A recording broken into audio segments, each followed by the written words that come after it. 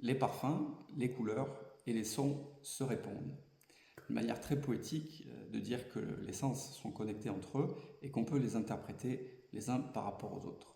C'était ce qu'on pouvait lire dans le recueil de poèmes Les Fleurs du Mal de Charles Baudelaire. Et cette maxime résume à merveille le principe de la collection impressionniste dans laquelle j'illustre des profils de vin à travers des peintures impressionnistes. Vous voyez ici une peinture de Ingres, La Source.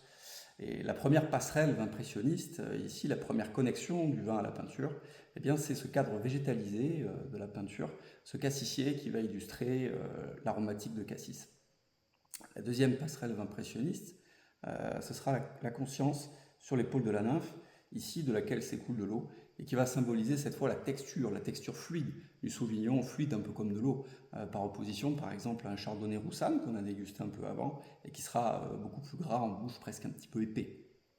La troisième passerelle impressionniste, ici ce sera le corps de la nymphe, au centre très en lumière de la peinture, et qui met en lumière une nymphe, créature mythologique très représentée au XIXe siècle, qui symbolise la beauté idéale.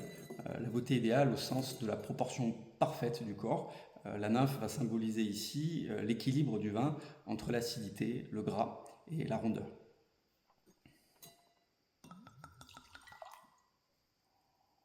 Alors en dégustation, on a un Sauvignon blanc assez vif et en même temps assez onctueux,